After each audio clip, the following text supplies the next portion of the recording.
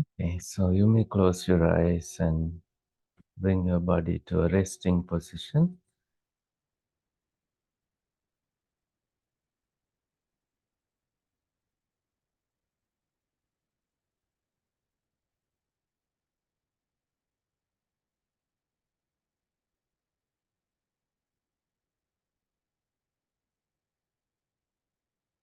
As you stayed focused on the sound of the gong, you can notice that anything we try to focus, we may get distracted by another sound, another smell, and some sights. But since we have closed our eyes, sights may not disturb us. But these six things, seeing, hearing, smelling, tasting, physical sensations, and thinking. These six distractions come and go, disturbing our focus.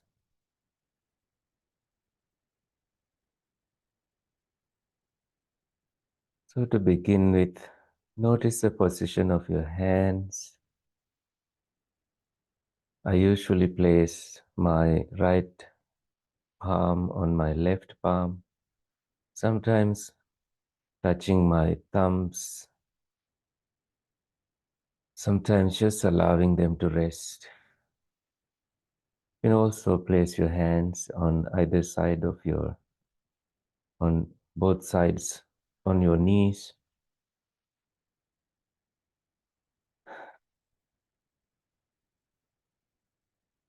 You can completely open your chest, roll your shoulders to feel easy on your upper body, rolling down your shoulders maybe.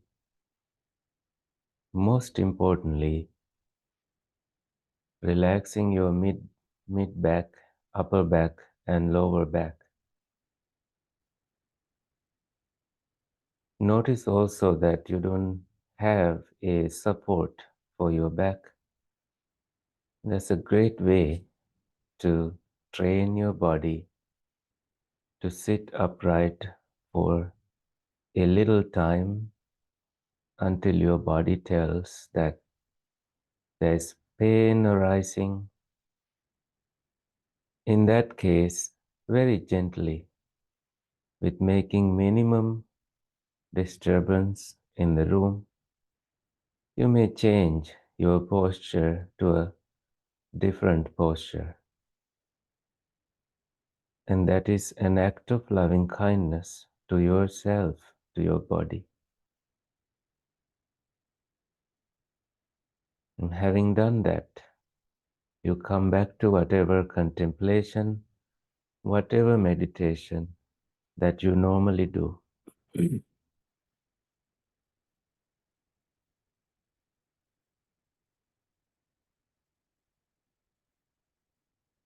In this meditation, think of your body like a big emperor covered with 6 layers of clothing.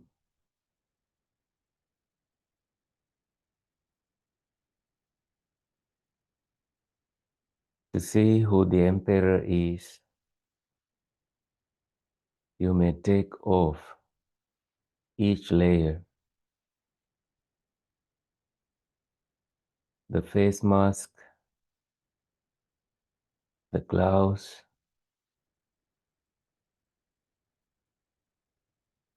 the helmet,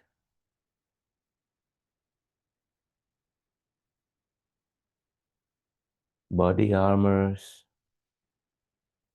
These are strongly built.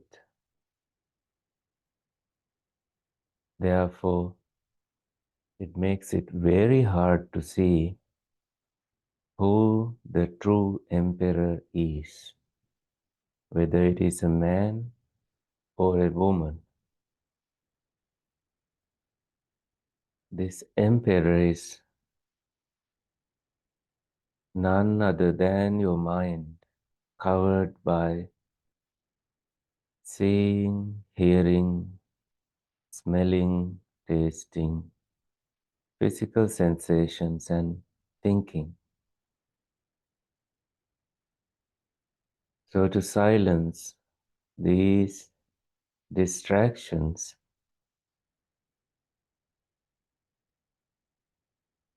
you begin focusing on one thing,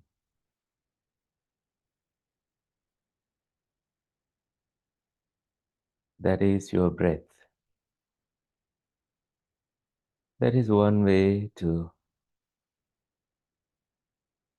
remain focused, because with or without your thinking, your breath is happening right now. So you may bring your attention to your breath that is happening now. You may quickly scan your body again to move away from agitations and adjust your body, bringing it to a resting position. With a gentle smile on your face, see where your breath is.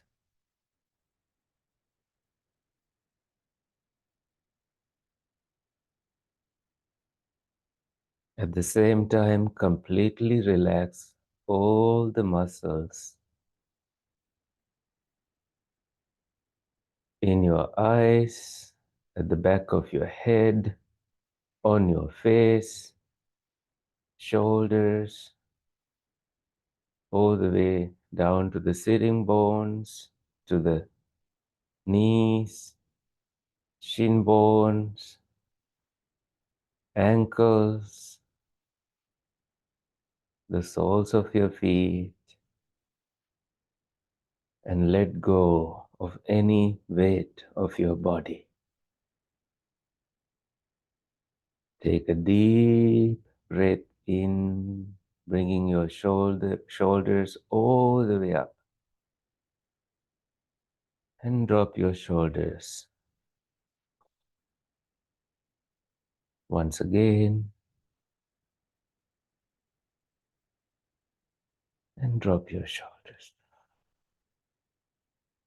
Breathe in, peace. Breathe out, letting go of your worries and troubles and anything that you want to let go. Peace. Let go. Now, where is that gentle smile? Come back to it. And where is that delightful breath?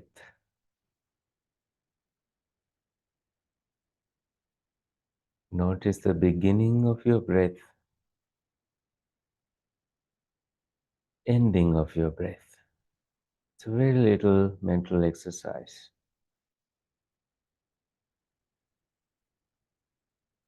When your mind finds other things that are delightful, it goes away to those things. So making the breath a delightful experience is key point in this breathing exercise. So let's find whether your breath is long or short. Mindfully, you take a long breath in and long breath out. Notice what happens next.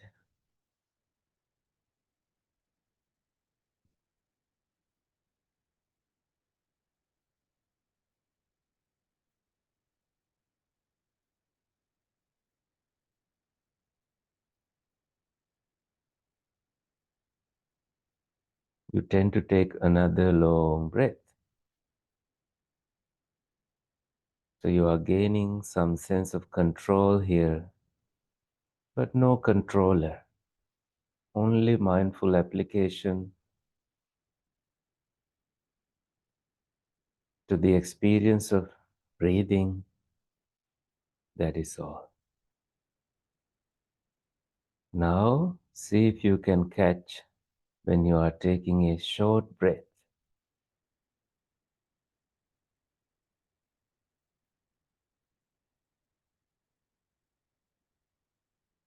And that is a delightful game.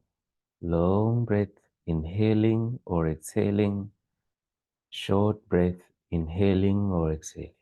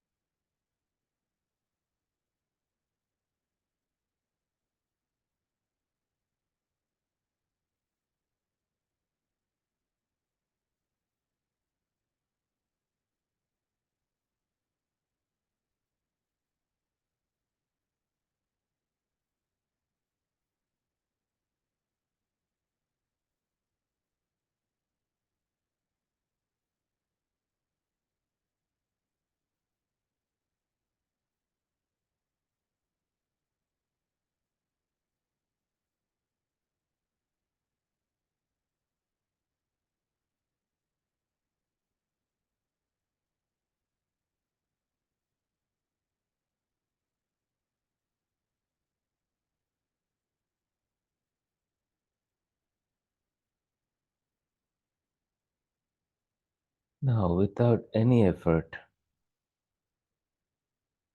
notice the entire breath body and allowing it to relax your upper body as well.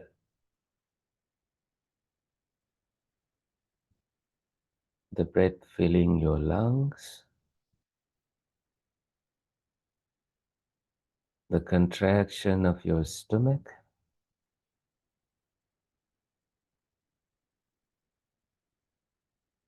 your shoulders moving,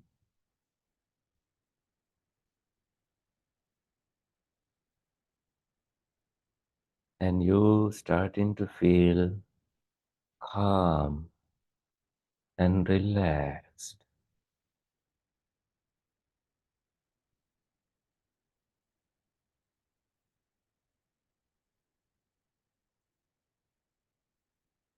That relaxation springs from your body,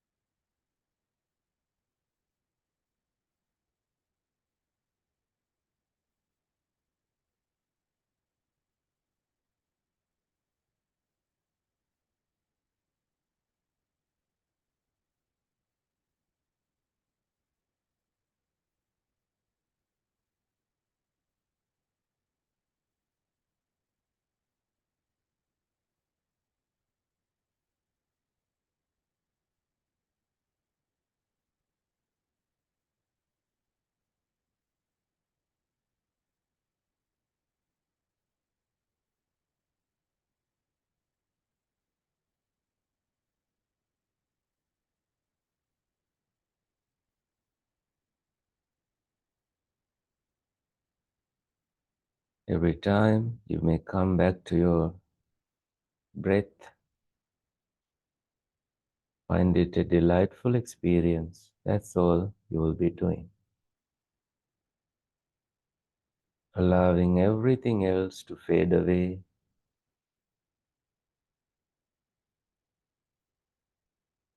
and take minimum space and allow other things to disappear from the center of your attention.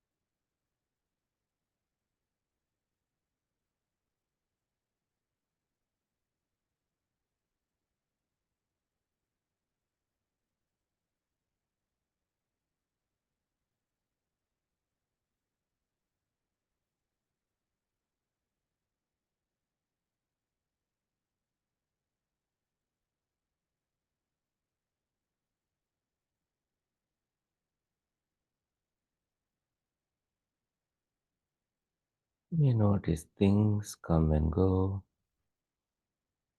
They don't take space in your attention. Minor waves arising and disappearing from the center of your awareness.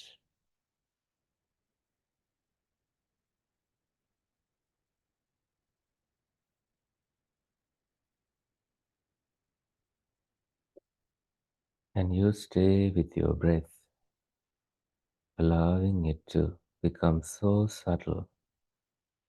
However subtle your breath becomes, without stressing, lowering your expectations. You stay with your breath.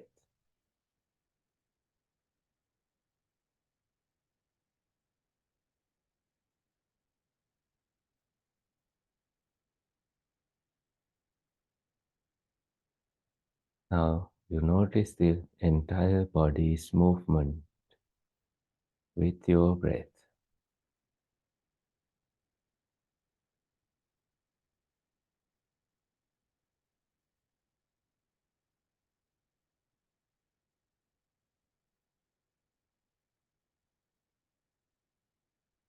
Central nervous system begins to calm down.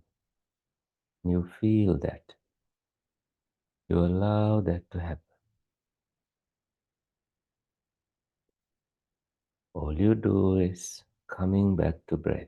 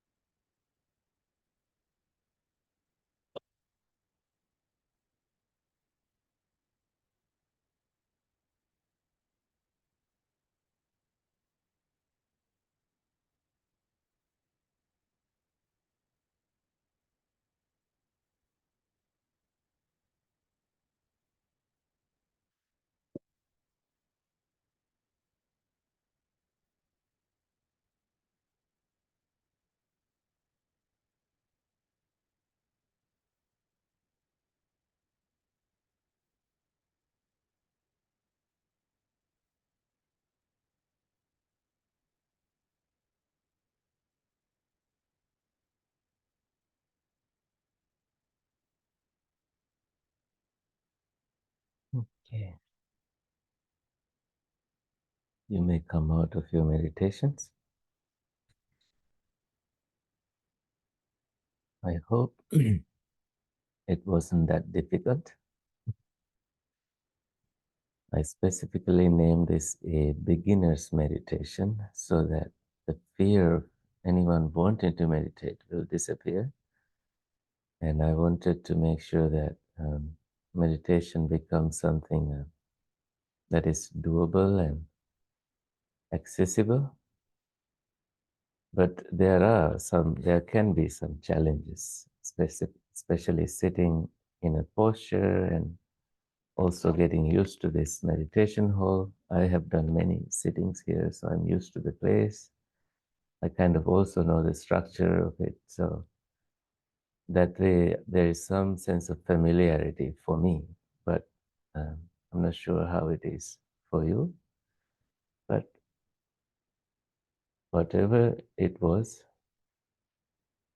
there's no meditation as bad meditation. All meditations are good meditations.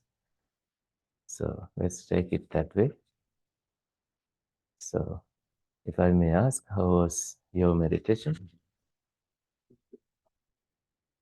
Very good. Physical discomfort. Yeah. That's sort of particular to Yeah. me today. So Right. Were you able to stay in the same posture or? I had to shift, but Mhm. it was not a surprise or an interruption to me. No, good, good. And were you with me with the instructions mostly? Yeah. Good. Yeah. I hate that when the leg falls asleep. It just happens. Hmm. For me, I wanted to stay longer.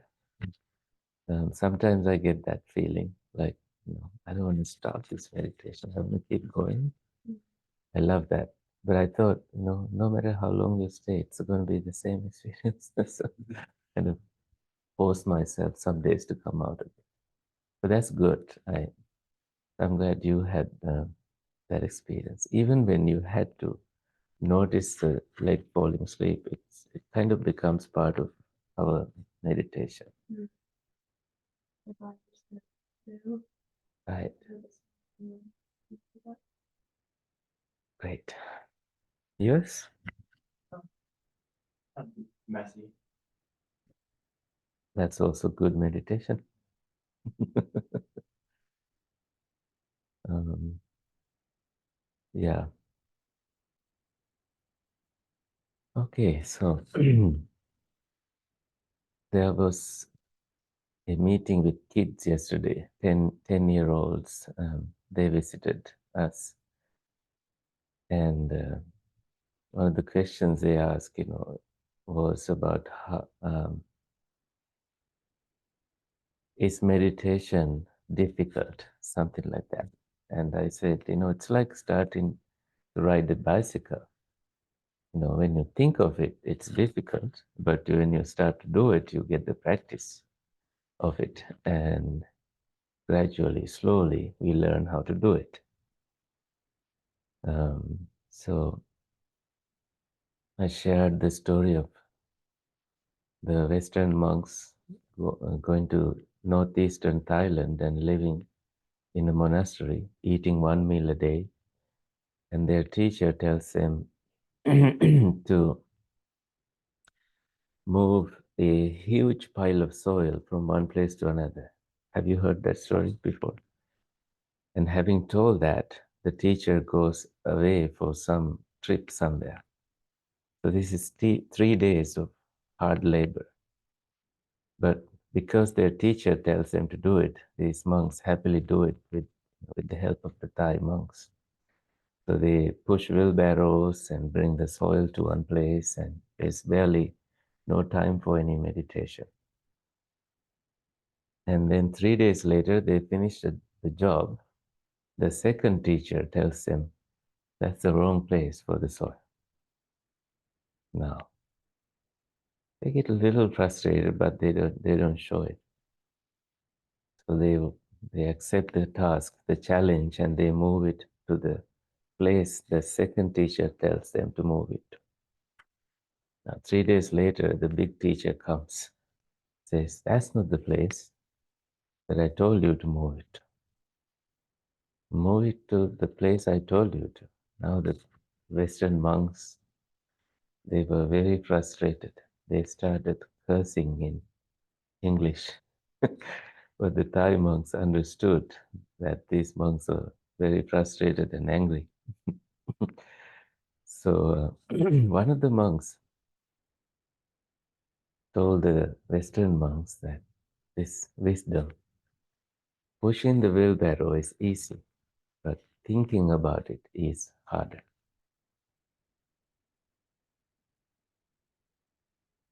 And this kind of eased out the entire situation. So they could take that challenge as a meditation, the task ahead of them as meditation. That they, instead of thinking about it, they just did it.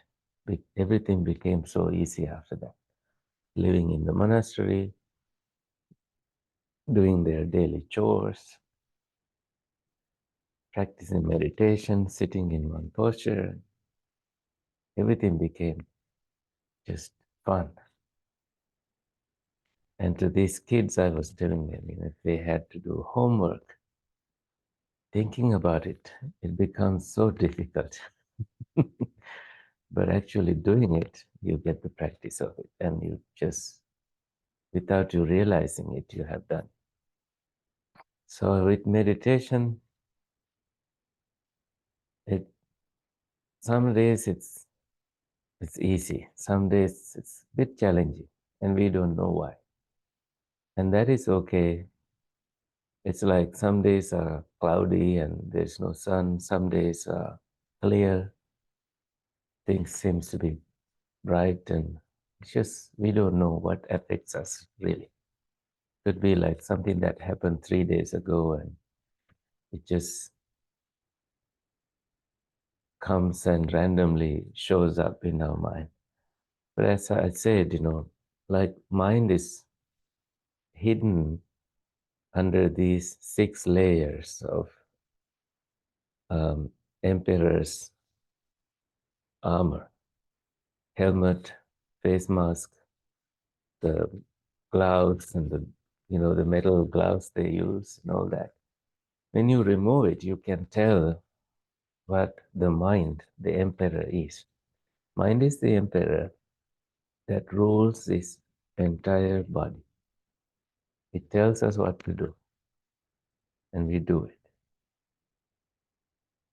And we simply learn to let go at some point and the mind takes delight in what we do. At that point, meditation becomes a delightful experience. Okay, 9:18 now. Let me introduce this short teaching. This is from Sanyutta Nikaya, Kindred Sayings. So this is called the Mallika Sutta, the discourse on Mallika, on the beloved. I bring up this teaching because the Valentine's Day is coming in a couple of days. So let me read this first. Originating at Savatthi, thus have I heard at one time the Blessed One was residing in Anathapindika's park in Jeta's Grove near Savatthi. Now at that time, the king Pasenadi of Kosala, together with Queen Mallika, had gone to the roof terrace of the royal palace. Then the king Pasenadi of Kosala said this to the queen, Mallika, is there or not one who is more beloved than your own self? There is no one, great king, dearer to me than myself. Is there anyone dearer to you than yourself? Beloved king, for me too, Mallika, there is no one dearer to me than myself. Then the king came down from his palace and approached the Buddha. Having approached the Buddha, saluted him and sat down to one side. Sitting thus at one side, the king Kosala said this to the Blessed One. Here I was, Venerable, together with Queen Mallika on the roof terrace of the royal palace. When I said this to Queen Mallika, is there anyone dearer to you than yourself? The queen said, there is no one dearer to me than myself. And the queen asked the same question from me, and I gave the same answer. So this is the Buddha's response. Then the Buddha, having known the importance of this matter at that time, the Buddha said, having traversed all the quarters with the mind, one surely finds none anywhere dearer than oneself. Thus, for each of us, love the self the most. Therefore, one who loves the self should not harm another. So, the Pali goes as Sabba Disa Anuparigamma Chetasa Nevajjaga Piyatarang Attana Kwachi Evang Piyo Puthu Atta Paresang Tasmana Hinse Parang Atta Kamoti. So it's not Sanyutta actually, it's Sutta Nipata. It's Sanyutta and Udāna as well. Udāna is a joyful utterance, so the Buddha gave it as a joyful utterance. What do you think about their conversation? Is there anyone dearer to you than yourself? Sometimes we think that there is someone that we love the most, but I look at it as, in one way to look at it as self-care. When you love yourself, you sleep well, you eat well, you take walks, you do your meditations, you take the vitamins, and you are kind to yourself. You know, everything you do is healthy for you. The the the shows you watch, people you talk to, the work you do, and the way you look after yourself. This feels like a very good self-care to you.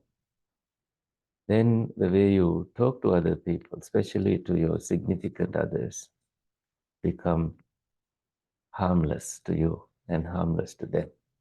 You see the point? So it definitely starts from us. That way, say someone falls in love with another person, and when that person says no, you are okay with it. Because you don't create a drama in your mind or build unrealistic expectations about this situation. Because if you do build unrealistic expectations, there is a gap between reality and expectations. Your expectations are to this person to love you, but that person is not thinking that way. He or she is doing their regular activities while you are building a world around it. And the gap between this world and you, when it is so huge, there is so much suffering. In whom? In our own psychophysical being. And when this gap is thinner, we are back to normal. And we realize that, no, I created this world that was very harmful to me and very harmful to that person. And it became toxic. And I became so sad and depressed because I just couldn't see the truth.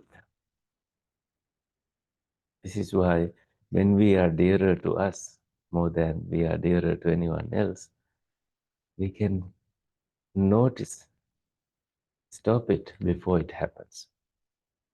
And all that killings or harming others when the love is not reciprocated stops.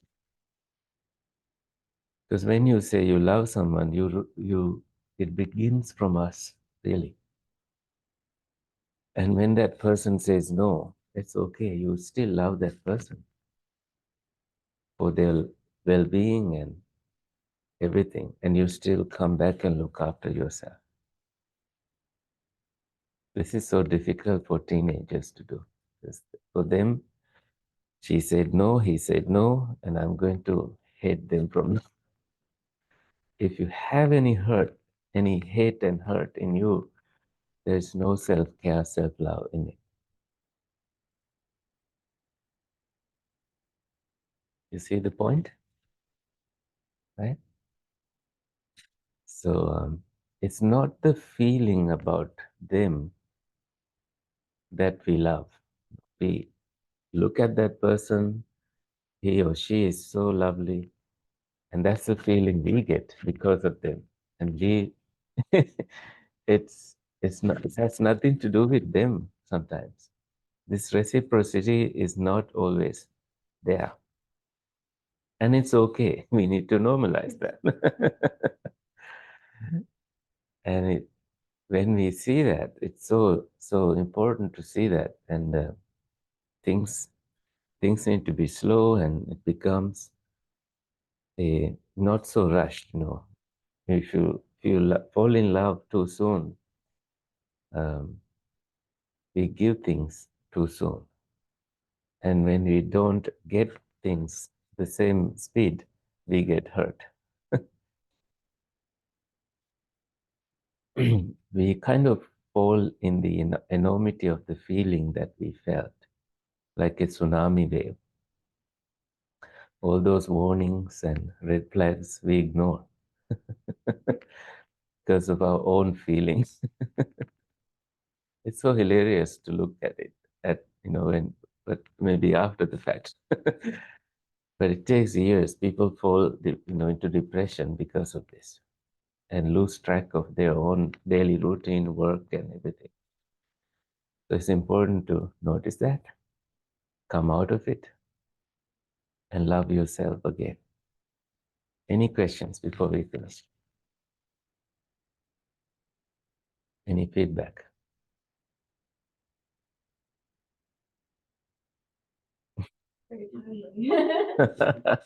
Always nice to hear that. Timely also because of Valentine's coming. So don't give that gift, the expensive gift. Just kidding. Okay, let's share merits. May the suffering ones be suffering free, and the fear struck fearless be. May the grieving shed all grief, and may all beings find relief. May all beings share this merit that we have thus acquired for the acquisition of all kinds of happiness. May beings inhabiting space and earth, mighty powerful beings, share this merit of ours. May they long protect the teachings. May they long protect us. Sadhu, sadhu, sadhu. Okay, happy meditation. Have a great weekend. See you next time.